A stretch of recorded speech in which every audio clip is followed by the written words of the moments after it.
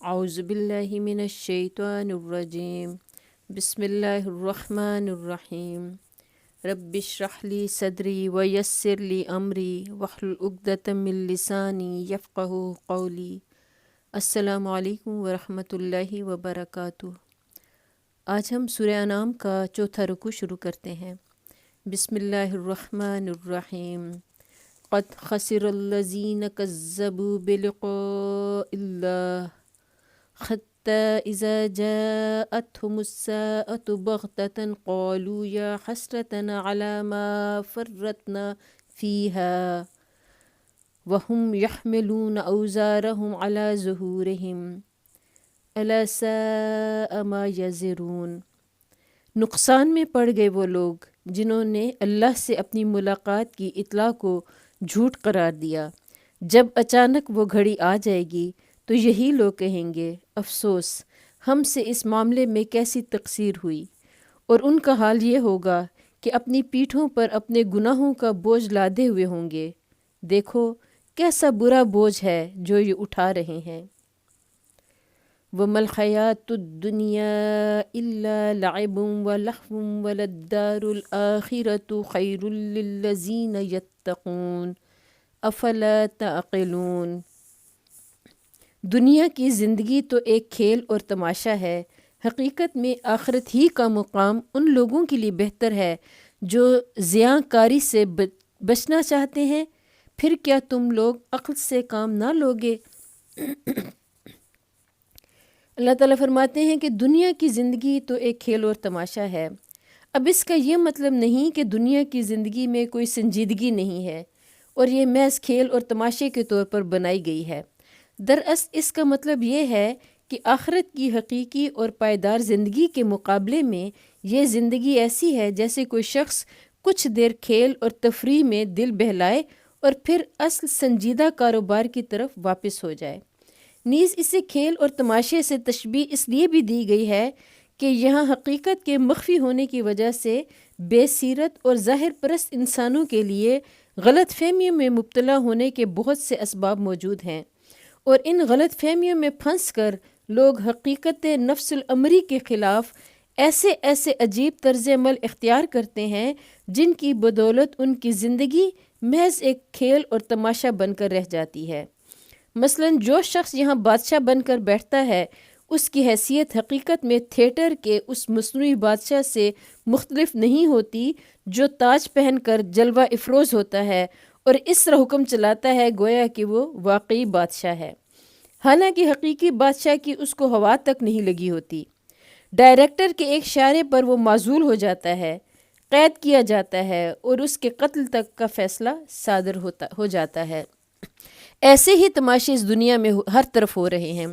کہیں کسی ولی یا دیوی کے دربار سے حاجت روائیاں ہو رہی ہیں، حالانکہ وہاں حاجت روائی کی طاقت کا نام و نشان تک موجود نہیں۔ کہیں کوئی غیب دانی کے کمالات کا مظاہرہ کر رہا ہے، حالانکہ غیب کے علم کا وہاں شائبہ تک نہیں۔ کہیں کئی لوگوں کا رزاق بنا ہوا ہے، حالانکہ بیچارہ خود اپنے رزق کے لیے کسی اور کا محتاج ہے۔ کہیں کوئی اپنے آپ کو عزت اور ذلت دینے والا، نفع اور نقصان پہنچانے والا سمجھے بیٹھا ہے اور یوں اپنی کبریائی کے ڈنکے بجا رہا ہے گویا کہ وہی گرد و پیش کی ساری مخلوق کا خدا ہے، حالانکہ بندگی کی ذلت کا داغ اس کی پیشانی پر لگا ہوا ہے اور قسمت کا ایک ذرا سا جھٹکا اسے کبریائی کے مقام سے گرا کر انہی لوگوں کے قدموں میں پامال کرا سکتا ہے جن پر وہ کل تک خدائی کر رہا تھا۔ یہ سب کھیل جو دنیا کی چند روزہ زندگی میں کھیلے جا رہے ہیں، موت کی ساتھ آتے ہی یکلخ ختم ہو جائیں گے، اور اس سرحد سے پار ہوتے ہی انسان اس عالم میں پہنچ جائے گا جہاں سب کچھ عین مطابق حقیقت ہوگا، اور جہاں دنیاوی زندگی کی ساری غلط فہمیوں کے چھلکے اتار کر ہر انسان کو دکھا دیا جائے گا کہ وہ صداقت کا کتنا جوہر اپنے ساتھ لایا ہے، اور جو میزان حق میں کسی وزن اور کسی قدر و قیمت کا حامل ہو سکتا ہے۔ قد نعلم انه لا يحزنك الذي يقولون فانهم لا يكذبونك ولكن الظالمين بآيات الله يجحدون۔ اے محمد صلی اللہ علیہ وآلہ وسلم، ہمیں معلوم ہے کہ جو باتیں یہ لوگ بناتے ہیں ان سے تمہیں رنج ہوتا ہے، لیکن یہ لوگ تمہیں نہیں جھٹلاتے، بلکہ یہ ظالم دراصل اللہ کی آیات کا انکار کر رہے ہیں۔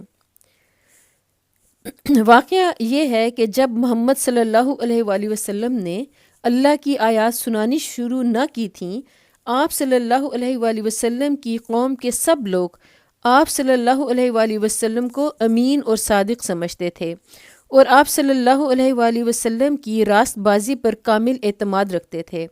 انہوں نے آپ صلی اللہ علیہ وآلہ وسلم کو جھٹلایا اس وقت جب کہ آپ صلی اللہ علیہ وآلہ وسلم نے اللہ کی طرف سے پیغام پہنچانا شروع کیا، اور اس دوسرے دور میں بھی ان کے اندر کوئی شخص ایسا نہ تھا جو شخصی حیثیت سے آپ صلی اللہ علیہ وآلہ وسلم کو جھوٹا قرار دینے کی جرت کر سکتا ہو۔ آپ صلی اللہ علیہ وآلہ وسلم کے کسی سخت سے سخت مخالف نے بھی کبھی آپ صلی اللہ علیہ وآلہ وسلم پر یہ الزام نہیں لگایا کہ آپ صلی اللہ علیہ وآلہ وسلم دنیا کے کسی معاملے میں کبھی جھوٹ بولنے کے مرتکب ہوئے ہیں۔ انہوں نے جتنی آپ صلی اللہ علیہ وآلہ وسلم کی تکذیب کی، وہ شخص وہ محض نبی ہونے کی حیثیت سے کی۔ وَلَقَدْ كُذِّبَتْ رُسُلٌ مِّن قَبْلِكَ فَصَبَرُوا عَلَىٰ مَا كُذِّبُوا وَأُوذُوا حَتَّىٰ أَتَاهُمْ نَصْرُنَا وَلَا مُبَدِّلَ لِكَلِمَاتِ اللَّهِ وَلَقَدْ جَاءَكَ مِن نَّبَإِ الْمُرْسَلِينَ۔ تم سے پہلے بھی بہت سے رسول جھٹلائے جا چکے ہیں، مگر اس تکذیب پر اور ان اذیتوں پر جو انہیں پہنچائی گئیں انہوں نے صبر کیا یہاں تک کہ انہیں ہماری مدد پہنچ گئی۔ اللہ کی باتوں کو بدلنے کی طاقت کسی میں نہیں ہے، اور پچھلے رسولوں کے ساتھ جو کچھ پیش آیا اس کی خبریں تمہیں پہنچ ہی چکی ہیں۔ یعنی اللہ نے حق اور باطل کی کشمکش کے لیے جو قانون بنا دیا ہے اسے تبدیل کرنا کسی کے بس میں نہیں ہے۔ حق پرستوں کے لیے ناگزیر ہے کہ وہ ایک طویل مدت تک آزمائشوں کی بھٹی میں تپائے جائیں، اپنے صبر کا، اپنی راست رازی کا، اپنے ایثار اور اپنی فداکاری کا، اور اپنے ایمان کی پختگی کا، اور اپنے توکل علی اللہ کا امتحان دیں۔ مصائب اور مشکلات کے دور سے گزر کر اپنے اندر وہ صفات پرورش کریں جو صرف اسی دشوار گزار گھاٹی میں پرورش پا سکتی ہے، اور ابتداءً خالص اخلاق فاضلہ اور سیرت صالحہ کے ہتھیاروں سے جاہلیت پر فتح حاصل کر کے دکھائیں۔ اس طرح جب وہ اپنا اصلاح ہونا ثابت کر دیں گے تب اللہ کی نصرت ٹھیک اپنے وقت پر ان کی دستگیری کے لیے آ پہنچے گی، وقت سے پہلے وہ کسی کے لائے نہیں آ سکتی۔ وَإِن كَانَ كَبُرَ عَلَيْكَ إِعْرَاضُهُمْ فَإِنِ اسْتَطَعْتَ أَن تَبْتَغِيَ نَفَقًا فِي الْأَرْضِ أَوْ سُلَّمًا فِي السَّمَاءِ فَتَأْتِيَهُمْ بِآيَةٍ۔ تاہم اگر ان لوگوں کی بے رخی تم سے برداشت نہیں ہوتی تو اگر تم میں کچھ زور ہے تو زمین میں کوئی سرنگ ڈھونڈو یا آسمان سے سیڑھی لگاؤ اور ان کے پاس کوئی نشانی لانے کی کوشش کرو۔ اب نبی صلی اللہ علیہ وآلہ وسلم جب دیکھتے تھے کہ اس قوم کو سمجھاتے سمجھاتے مدتیں گزر گئی ہیں اور کسی طرح یہ راستے پر نہیں آتی، تو بسا اوقات آپ صلی اللہ علیہ وآلہ وسلم کے دل میں یہ خواہش پیدا ہوتی تھی کہ کاش کوئی نشانی خدا کی طرف سے ایسی ظاہر ہو جس سے ان لوگوں کا کفر ٹوٹے اور یہ میری صداقت تسلیم کر لیں۔ آپ صلی اللہ علیہ وآلہ وسلم کی اسی خواہش کا جواب اس آیت میں دیا گیا ہے۔ مطلب یہ ہے کہ بے صبری سے کام نہ لو، جس ڈھنگ سے اور جس ترتیب و تدریج سے ہم اس کام کو چلوا رہے ہیں اسی پر صبر کے ساتھ چلے جاؤ۔ معجزوں سے کام لینا ہوتا تو ہم خود نہ لے سکتے تھے، مگر ہم جانتے ہیں کہ جس فکری و اخلاقی انقلاب اور جس مدنیت صالحہ کی تعمیر کے کام پر تم مامور کیے گئے ہو اسے کامیابی کی منزل تک پہنچانے کا صحیح راستہ یہ نہیں ہے۔ تاہم اگر لوگوں کے موجودہ جمود اور ان کے انکار کی سختی پر تم سے صبر نہیں ہوتا اور تمہیں گمان ہے کہ اس جمود کو توڑنے کے لیے کسی محسوس نشانی کا مشاہدہ کرانا ہی ضروری ہے، تو خود زور لگاؤ، اور تمہارا کچھ بس چلتا ہو تو زمین میں گھس کر یا آسمان پر چڑھ کر کوئی ایسا معجزہ لانے کی کوشش کرو جسے تم سمجھو کہ یہ بے یقینی کو یقین میں تبدیل کر دینے کے لیے کافی ہوگا۔ مگر ہم سے امید نہ رکھو کہ ہم تمہاری یہ خواہش پوری کریں گے، کیونکہ ہماری اسکیم میں اس تدبیر کے لیے کوئی جگہ نہیں ہے۔ وَلَوْ شَاءَ اللَّهُ لَجَمَعَهُمْ عَلَى الْهُدَى فَلَا تَكُونَنَّ مِنَ الْجَاهِلِينَ۔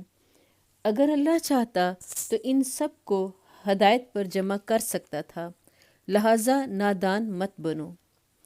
یعنی اگر صرف یہی بات مطلوب ہوتی کہ انسان کسی نہ کسی طور پر راست رو بن جائیں تو نبی بھیجنے اور کتابیں نازل کرنے اور مومنوں سے کفار کے مقابلے میں جد و جہد کرانے اور دعوت حق کو تدریجی تحریک کے منزلوں سے گزروانے کی حاجت ہی کیا تھی؟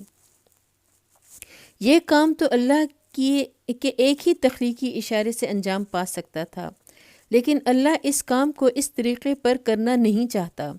اس کا منشا تو یہ ہے کہ حق کو دلائل کے ساتھ لوگوں کے سامنے پیش کیا جائے، پھر ان میں سے جو لوگ فکر صحیح سے کام لے کر حق کو پہچان لیں وہ اپنے آزادانہ اختیار سے اس پر ایمان لائیں۔ انما یستجیب الذین یسمعون والموتى یبعثهم اللہ ثم الیہ یرجعون۔ دعوت حق پر لبیک وہی لوگ کہتے ہیں جو سننے والے ہیں، رہے مردے تو انہیں تو اللہ بس قبروں ہی سے اٹھائے گا اور پھر وہ واپس لائے جائیں گے۔ یہاں اس آیت میں سننے والوں سے مراد وہ لوگ ہیں جن کے ضمیر زندہ ہیں، جنہوں نے اپنی عقل و فکر کو معطل نہیں کر دیا ہے اور جنہوں نے اپنے دل کے دروازوں پر تعصب اور جمود کے قفل نہیں چڑھا دیے ہیں۔ ان کے مقابلے میں مردہ وہ لوگ ہیں جو لکیر کے فقیر بنے اندھوں کی طرح چلے جا رہے ہیں اور اس لکیر سے ہٹ کر کوئی بات قبول کرنے کے لیے تیار نہیں ہیں، خواہ وہ صریح حق ہی کیوں نہ ہو۔ وَقَالُوا لَوْلَا نُزِّلَ عَلَيْهِ آيَاتٌ مِّن رَّبِّهِ قُلْ إِنَّ اللَّهَ قَادِرٌ عَلَىٰ أَن يُنَزِّلَ آيَةً وَلَٰكِنَّ أَكْثَرَهُمْ لَا يَعْلَمُونَ۔ یہ لوگ کہتے ہیں کہ اس نبی صلی اللہ علیہ وآلہ وسلم پر اس کے رب کی طرف سے کوئی نشانی کیوں نہیں اتری؟ کہو اللہ نشانی اتارنے کی پوری قدرت رکھتا ہے، مگر ان میں سے اکثر لوگ نادانی میں مبتلا ہیں۔ نشانی سے مراد محسوس معجزہ ہے۔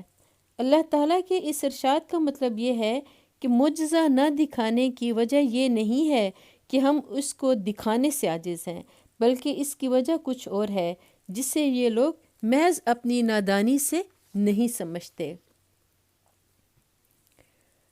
وَمَا مِن دَابَّةٍ فِي الْأَرْضِ وَلَا طَائِرٍ يَطِيرُ بِجَنَاحَيْهِ إِلَّا أُمَمٌ أَمْثَالُكُمْ مَا فَرَّطْنَا فِي الْكِتَابِ مِن شَيْءٍ ثُمَّ إِلَىٰ رَبِّهِمْ يُحْشَرُونَ۔ زمین میں چلنے والے کسی جانور اور ہوا میں پروں سے اڑنے والے کسی پرندے کو دیکھ لو، یہ سب تمہاری ہی طرح کی انواع ہیں۔ ہم نے ان کی تقدیر کے نوشتے میں کوئی کسر نہیں چھوڑی ہے، پھر یہ سب اپنے رب کی طرف سمیٹے جاتے ہیں۔ وَالَّذِينَ كَذَّبُوا بِآيَاتِنَا صُمٌّ وَبُكْمٌ فِي الظُّلُمَاتِ۔ مگر جو لوگ ہماری نشانیوں کو جھٹلاتے ہیں وہ بہرے اور گونگے ہیں، تاریکیوں میں پڑے ہوئے ہیں۔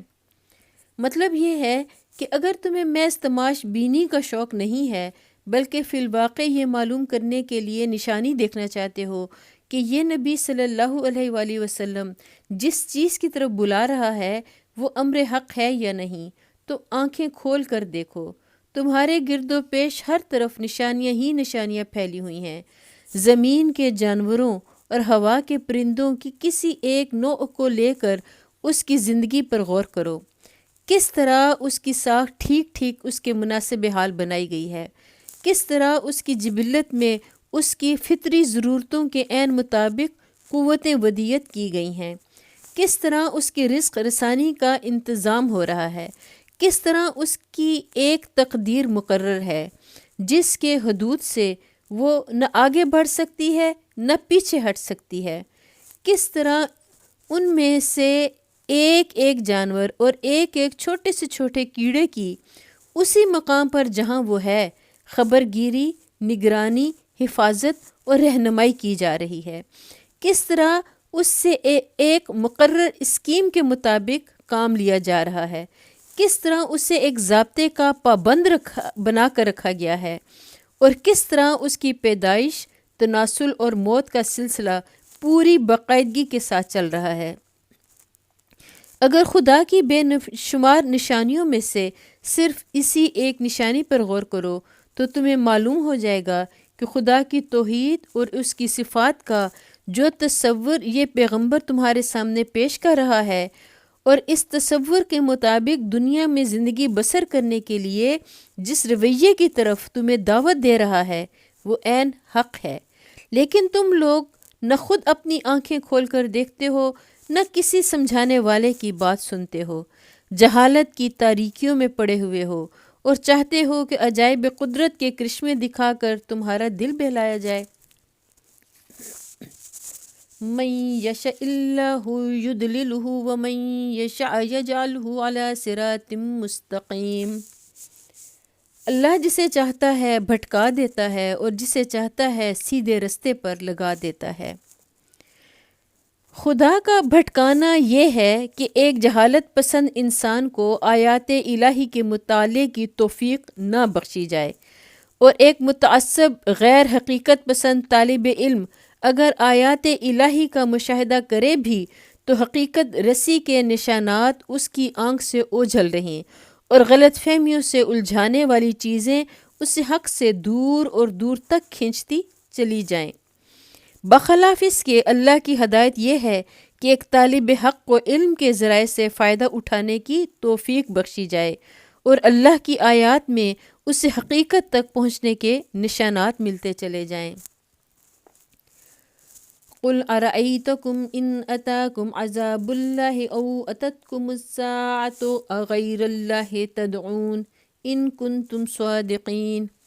ان سے کہو ذرا غور کر کے بتاؤ، اگر کبھی تم پر اللہ کی طرف سے کوئی بڑی مصیبت آ جاتی ہے یا آخری گھڑی آ پہنچتی ہے کیا اس وقت تم اللہ کے سوا کسی اور کو پکارتے ہو؟ بولو اگر تم سچے ہو۔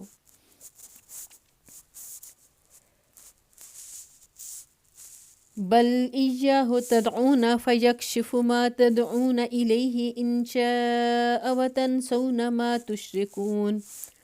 اس وقت تم اللہ ہی کو پکارتے ہو، پھر اگر وہ چاہتا ہے تو اس مصیبت کو تم پر سے ٹال دیتا ہے۔ ایسے موقعوں پر تم اپنے ٹھہرائے ہوئے شریکوں کو بھول جاتے ہو۔ گزشتہ آیت میں ارشاد ہوا تھا کہ تم ایک نشانی کا مطالبہ کرتے ہو، اور حال یہ ہے کہ تمہارے گرد و پیش ہر طرف نشانیاں ہی نشانیاں پھیلی ہوئی ہیں۔ اسی سلسلے میں پہلے مثال کے طور پر حیوانات کی زندگی کے مشاہدے کی طرف توجہ دلائی گئی، اس کے بعد اب ایک دوسری نشانی کی طرف اشارہ فرمایا جا رہا ہے جو منکرین حق کے اپنے نفس میں موجود ہے۔ جب انسان پر کوئی بڑی آفت آ جاتی ہے یا موت اپنی بھیانک صورت کے ساتھ سامنے آ کھڑی ہوتی ہے، اس وقت ایک خدا کے دامن کے سوا کوئی دوسری پناہ گاہ اسے نظر نہیں آتی۔ بڑے بڑے مشرک ایسے موقع پر اپنے معبودوں کو بھول کر خدائے واحد کو پکارنے لگتے ہیں۔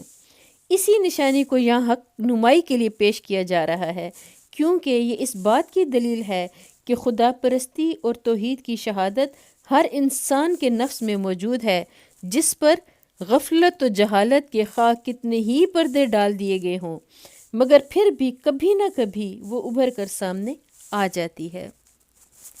سورہ الانعام کا 4واں رکوع یہاں مکمل ہوتا ہے۔ اللہ تعالی ہمیں توفیق عطا فرمائے کہ جو بھی ہم نے پڑھا اور سنا اس پر ہم بہترین طریقے سے عمل کر سکیں۔ اللہ تعالی ہمارے گناہوں کو معاف فرمائے۔ قرآن مجید پڑھتے ہوئے مجھ سے غلطی ہو گئی ہو تو اللہ تعالی مجھے معاف فرمائے۔ وآخر دعوانا ان الحمد للہ رب العالمین۔